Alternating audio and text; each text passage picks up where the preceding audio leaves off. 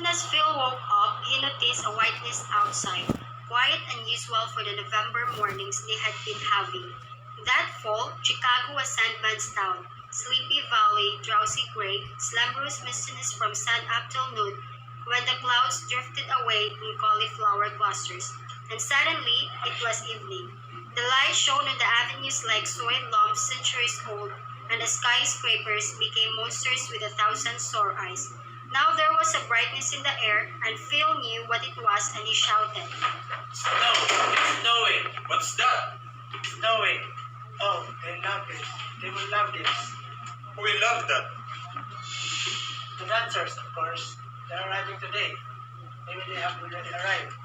The dancers, of course. They're arriving today. Maybe they have already arrived. They will walk in the snow and love it. It's their first snow, I'm sure. How do you know it wasn't snowing in New York when they were there? Snowing in there earlier in November. Are you crazy? Who's crazy? Ever since you have heard of those dancers from the Philippines, you've been acting nuts, Lobo, as they're coming here just for you. Tony chuckled, hearing him. Phil blushed, realizing that he had, indeed, been acting too eager. But Tony had said it. It felt that way, as if the dancers were coming here only for him. Philemon Akayan, Filipino, was 50, a U.S. citizen. He was a corporal in the U.S. Army, training at San Luis Obispo, on the day he was discharged honorably in 1945. A few months later, he got his citizenship papers. Thousands of them, smart and small in their uniforms, stood at attention in drill formation in the scalding sun and pledged allegiance to the flag and the republic for which it stands. Soon after he got back to work, to a new citizen, work meant many places and many ways, factories and hotels, waiter and cook. A timeless drifting, once he tended rose and garden and took care of a 100-year-old veteran of a border war. As a menial in a hospital in Cook County, all day he handled filth and gore. He came home smelling of surgical soap and disinfectant. In the hospital, he took charge of a row of bottles on a shelf, each bottle containing a stage of the human embryo and preservatives. From the lizard-like fetus of a few days, through the newly born infant with its position and change, cold and cowering and afraid. He had nightmares through the years of himself inside a bottle. That was long ago. Now he had a more pleasant job as special policeman in the post office. He was a few years younger than Tony, Antonio Butler, a retired Pullman porter, but he looked older in spite of the fact that Tony had been bedridden most of the time for the last 2 years, suffering from a kind of wasting disease that had frustrated doctors. All over Tony's body, a gradual peeling was taking place. At first, he thought it was merely tinea flava, a skin disease common among adolescents in the Philippines. It had started around the neck and spread to his extremities. His face looked as if it was healing from severe burns. Nevertheless, it was a young face, much younger than Phil's, which had never looked young. I am becoming a white man. I know, but that's the same thought. You know nothing but your brain. You're the imaginary. You're imagining, Phil. I get the real thing. What for I got? I'm tired. You're old, man. Old. That's what. And sick. Yes, but not a cancer. I know what I got. Never a pain like this. One day, I'm just going to die. Naturally. Besides, you won't.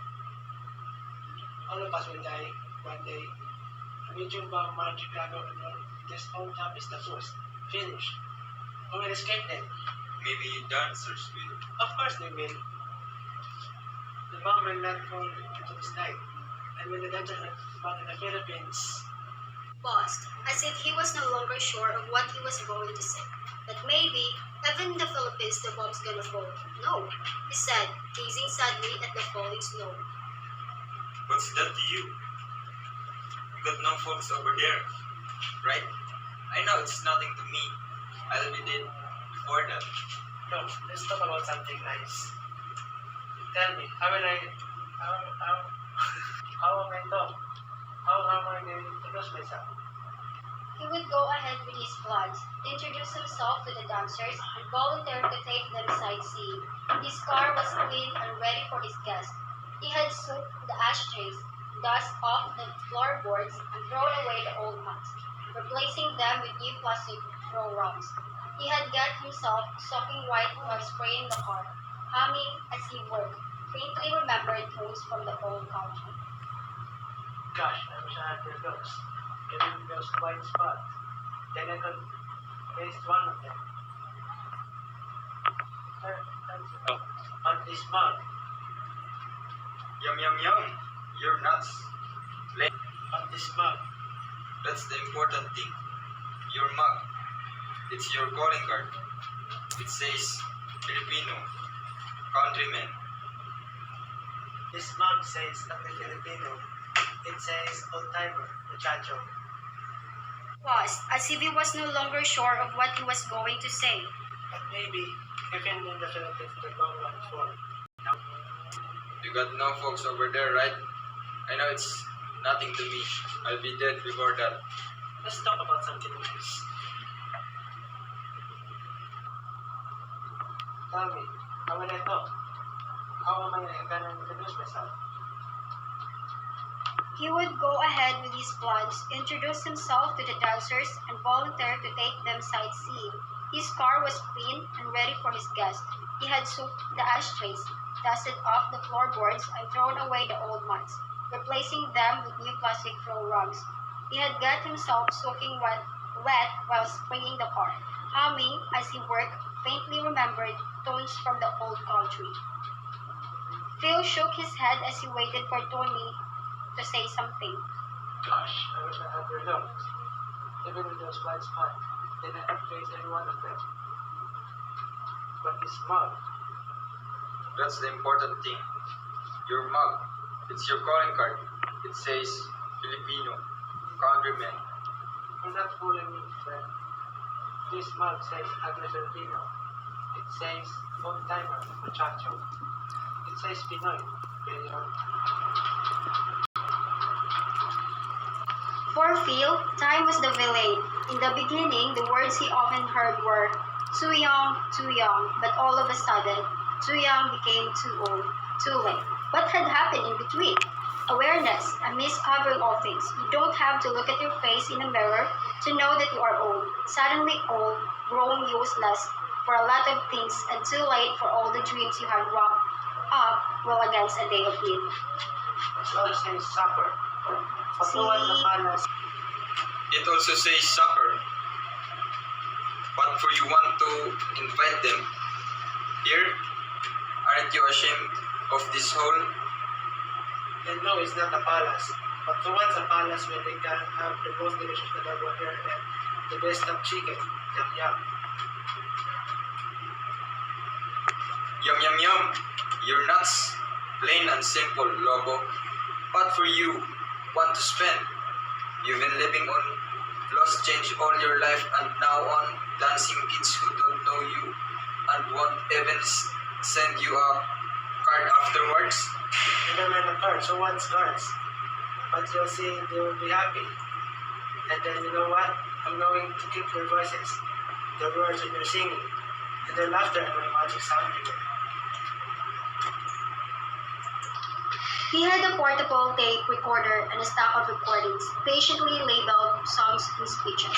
The songs were in English, but most of the speeches were in the dialect, debates between him and Tony.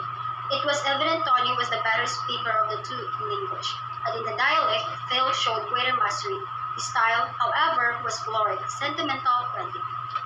Without telling Tony, he had experimented on recording sounds, like the way a bed creaked, doors opening and closing, rain or sleet tapping on the window panes, footsteps through the corridor. He played all the sounds back and tried to recall how it was on the day or night the sounds had been recorded. Did they bring back the moment? He was beginning to think that they did. He was learning to identify each of the sounds with a particular mood or fact. Sometimes, like today, he wished that there was a way of keeping a record of silence because it was to him the richest sound, like snow falling. He wondered as he watched the snow blowing in the wind. What took care of that moment if memory didn't? Like time, memory was often a villain, a betrayer. Fall, snow, fall. As soon as they accept my invitation, I'll call you up. No, you don't have to do anything. But I want to be there to meet them. I'm going out myself and I don't know what time I'll be back. You're not working today. Are you on leave? For 2 days, until the dancers are here. Still doesn't make sense to me. But good luck anyway. Aren't you going to see them tonight? Our reserve seats are having fun. I know, but I'm sure I can come. What? You're not sure? I want to, but I'm sick, Phil. I tell you, I'm not feeling so good. My doctor will know today. He'll tell. What did I tell you? How do I know? I mean, what is he trying to find out? If it's cancer. Tony said, without saying another word, he went straight back to his room. Phil remembered those times at night when Tony kept him awake with his movies. When he called out to him, asking, "Tony, what's the matter?" His eyes ceased for a while, but afterwards, Tony screamed, deadening his cries with a pillow against his mouth. When Phil rushed to his side, Tony drove him away, or he curled up in the bed sheets like a big infant suddenly hushed in its crying. The next day, he would look all right. When Phil asked him about the previous night, he would reply, "I was dying," but it sounded more like disgust over a nameless annoyance. Phil had misgivings, too, about the whiteness spreading on Tony's skin. He had heard of leprosy. Every time he thought of that dreaded disease, he felt tears in his eyes. In all the years he had been in America, he had not had a friend until he met Tony, whom he liked immediately and, in a way, worshipped for all the things the man had which Phil knew he himself lacked. They had shared a lot together. They made merry on Christmas, sometimes got drunk and became loud. Phil recited poems in the dialect and praised himself. Tony fell to giggling and cursed all the railroad companies of America. But last Christmas, they hadn't gotten drunk. They hadn't even talked to each other on Christmas Day. Soon, it would be Christmas again. The snow was still falling. Well, I'm seeing you. Try me one time. I shall invite the dancers for lunch early. Maybe tomorrow. But tonight, let's just go to the theater together. I'll try. Oh, Phil, I can't find my boots. May I wear yours? Sure. He didn't need boots. He loved to walk in the snow. The air outside felt good. Phil lifted his face to the sky and closed his eyes as the snow and a wet wind drenched his face. He stood away for some time, crying more. To himself, drunk with snow and coolness. His car was parked a block away. As he walked towards it, he plowed into the snow with one foot and studied the scar he made. A hideous shape among perfect footmarks. He felt strong as his lungs filled with the cold air, as if just now it did not matter too much that he was the way he looked and distinguished the way it was. But perhaps he could talk to the dancers in his dialect. Why not? A heavy frosting of snow covered his car, and as he wiped it off with his bare hands, he felt light and young, like a child at play. And once again, he raised his face to the sky and licked the flakes, cold and tasteless on his tongue. When Phil arrived at the hammock home, it seemed to him the Philippine dancers had taken over the hotel. They were all over the lobby of the mezzanine, talking in groups untimidly, their teeth sparkling as they laughed, their eyes disappearing in mirror slits of light. Some of the girls wore their black hair long. For a moment, the sight seemed too much for him, who had all but forgotten how beautiful Philippine girls were. He wanted to look away, but their loveliness held him. He must do something, close his eyes perhaps. As he did so, their laughter came to him like a breeze, murmurous with sounds native to his land. Later, he tried to relax to appear inconspicuous. True, they were all very young, but there were a few elderly men and women who must have been chaperons or well-wishers like him. He would smile at everyone who happened to look his way. Most of them smiled back, or rather seemed to smile. He would smile at everyone who happened to look his way. Most of them smiled back, or rather seemed to smile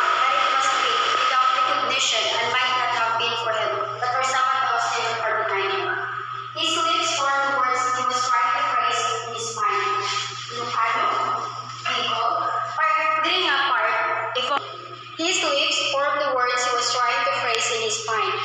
Ilocano? Bicol? Ano na? Paisano? Kamusta? Or should he introduce himself? How? For what he wanted to say, the words didn't come too easily. They were unfamiliar. They stumbled and broke his lips into a jumble of incoherence. Suddenly, he felt as if he was in the center of a group where he was not welcome. All the things he had been trying to hide now showed the age in his face. His horny hands. He knew it the instant he wanted to shake hands with the first boy who had drawn close to him, smiling and friendly, who Phil put his hands in his pocket. Now he wished Tony had been with them. Tony would know what to do. He would charm these young people with his smile and his learned words. Phil wanted to leave, but he seemed caught up in the tangle of moving bodies that merged and broke into a fluid stranglehold. Everybody was talking mostly in English. Once in a while, he heard exclamations in the dialect right out of the past, conjuring of playtime, long shadows of evening on the plaza, barrio fiestas, misa de gallo. Time was passing and he had yet to talk to someone. Suppose he stood in a chair and addressed them in the mother of his flamboyant speeches recorded in his magic sound mirror. Beloved countrymen, lovely children of the pearl of the Orient Seas, listen to me. I'm Phil again. I've come to volunteer my services. I'm yours to command, your servant. Tell me where you wish to go, what you want to see in Chicago.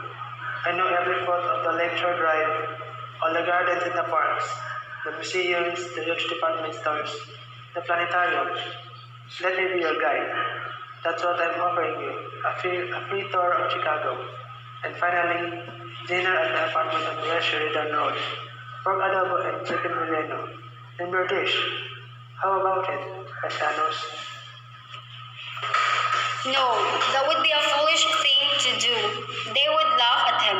He felt the dryness in his throat.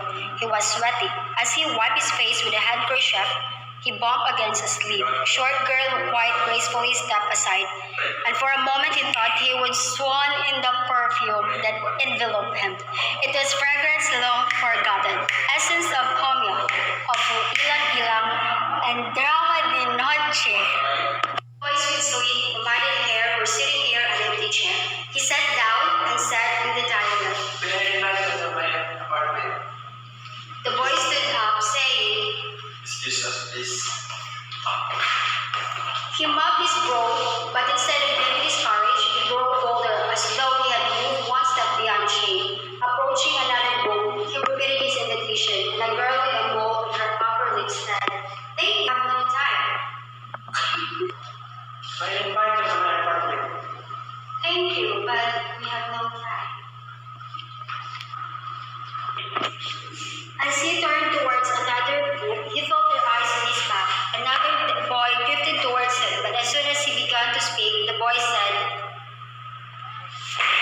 Another boy drifted towards him, but as soon as he began to speak, May I invite? Pardon, please.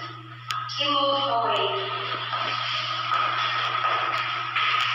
They were always moving away, as if by common consent they had decided to avoid him.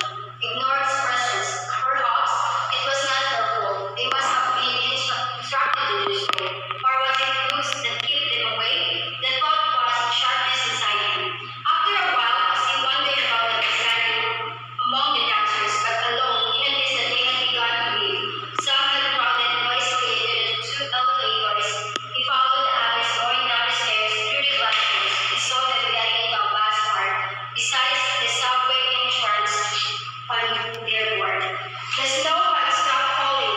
It was melting fast in the sun and turning into slush. The snow had stopped falling. It was melting fast in the sun and turning into slush. As he moved about aimlessly, he felt someone touch him on the sleeve. It was one of the dancers, a mere boy, tall and thin, who was saying, "Excuse please." Phil realized he was in the way between another boy with a camera and a group posing in front of the hotel. The crowd burst out laughing. Then everything became a blur in his eyes, a moving picture out of focus. But gradually, the figures The dancers stood easily, and the sun threw shadows at their feet. Let them have fun. They're young and away from home. I have no business up their schedule, forcing my company on them.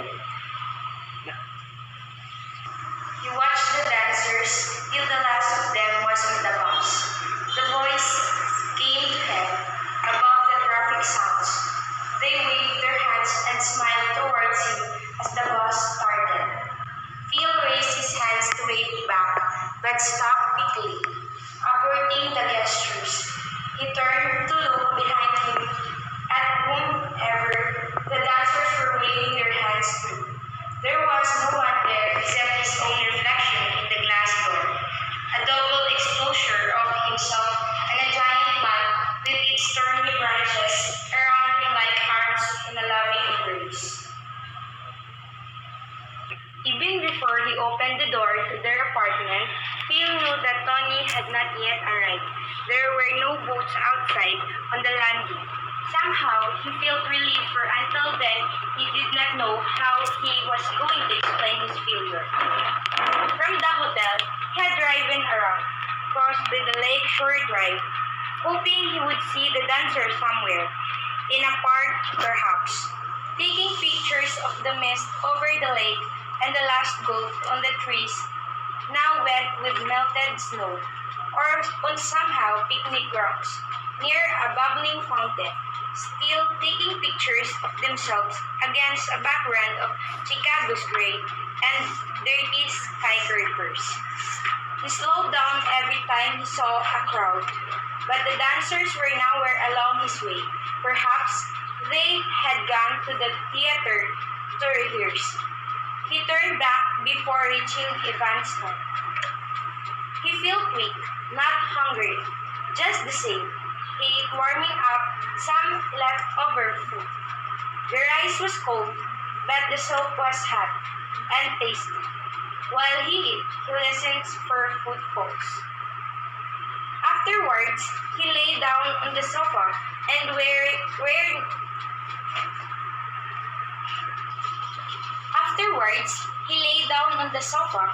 weariness came over him. But he tried hard not to sleep. As he stared at the ceiling, he felt like floating away, but he kept his eyes open, willing himself hard to remain awake. He wanted to explain everything to Tony when he arrived, but soon his eyes closed against a weary will, too tired and weak to fight back sleep. And then heard their voices. Tony was in the room, eager to tell his own bit of news.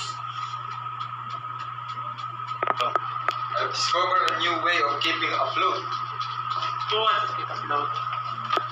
Just in case the shipwreck, for example. I don't mind shipwrecks. I must tell you about the dancers. But this is important. This way, you can keep floating indefinitely. What for, definitely? Say in a ship, in an emergency. You're stranded without help in the middle of the Pacific or the Atlantic. You must keep floating till help came. More better. Find a way to reach shore before the sharks melt you. You discover that. I will. Now listen to me. They were there. All I wanted was to talk to them. Now, let me teach you how to keep afloat. Phil was alone and gasping for air. His eyes opened slowly till he began to breathe more easily. The sky outside was gray. He looked at his watch, 5:15. The show would begin at 8. There was time. Perhaps Tony would be home soon. The apartment was warming up. The radiator sounded full of scampering rats. He had a recording of that in his sound mirror. Phil smiled. He had an idea. He would take the sound mirror to the theater, take his seat close to the stage, and make tape recordings of the singing and the dances. Now he was wide awake and somehow pleased with himself. The more he thought of the idea, the better he felt. If Tony showed up now, he sat up. Listening, the radiators were quiet. There were no footfalls, no sound of a key turning. That night, back from the theater, Phil knew at once that Tony was back. The boots were outside the door. He too must be tired and should not be disturbed. He was careful not to make any noise. As he turned on the floor lamp, he thought that perhaps Tony was awake and waiting for him. They would listen together to a playback of the dances and the songs. Tony, what happened that day, repeating part of the dream. From Tony's bedroom came the regular breathing of a man sound asleep, to be sure. He looked into the room and in the half darkness, Tony's head showed darkly, deep in a pillow. On its side, his knees bent, almost touching the cramped hands under his chin, and oversized fetus in the last bubble. Phil shut the door between them and went over to the portable. Now, he turned it on to low. At first, nothing but static and odd sounds came through, but soon after, there was the patter of feet to the rhythm of a familiar melody. All the beautiful boys and girls were in the room now, dancing and singing. A boy and a girl sat on the floor holding two bamboo poles by their ends flat on the floor, clapping them together, then apart and pounding them in the boards, while dancers swayed and balanced their light forms, dipping their bare brown legs in and out of the clamping bamboos, the pace gradually increasing into a quarry of wood on wood in a counterpoint of panic among the dancers, and in the harmonious flurry of toes and ankles escaping certain pain, crushed bones, and bruised flesh and humiliations. Other dancers followed, accompanied by songs and lived with the sounds of life and death in the old country. Igorot natives in G-strings walking down a mountainside, pleasant climbing up a hill on a rainy day, neighbors moving a house, their sturdy legs showing under a moving roof, lovers at length hiding their passions among wild hedge. Far from the crowded chapel, a distant gong sounding of a summons either to a feast or a wake. And finally, prolonged ovations, thunderous wave upon wave. Or nothing of. Tony, what did the doctor say? What did he say? So, they didn't come after all. Tony, what did the doctor say? I know they won't come, but that's okay. The apartment is old anyhow and it smells of death. Oh, how can you talk? In this country, there is a cure for everything. I guess we can't complain. We can eat good all the time, most of the time anyhow. I wish Joe had come. Yes, they could have. They didn't have to see me, but I could have seen them. Only they're beautiful. All of them. Especially the girls. They have the grace in their eyes. They want to know documents. They say please to you. The scent of them. There was a sigh from the room, soft, hardly like a squeak, a louder, grating sound almost under his hands that had her keep going. The tape was fast and revealing. Oh no! He screamed, noticing that somehow he had pushed the eraser. Frantically, he tried to rewind and play back the sound and the music, but there was nothing now but the dull creaking of the tape on the spool and meaningless sound that somehow had not been erased. The thud of dancing feet, a quick clapping of hands, aligned voices and words in the country. A fading away into nothingness, till about the end when there was a screaming, senseless kind of finale detached from the body of a song in the background. drums and sticks, and the tolling of a bell. Tony! Tony! Phil cried, looking towards the sick man's room. I've lost them all. Beating his lips, Phil turned towards the window, startled by the first light of dawn. He hadn't realized till then the long night was over.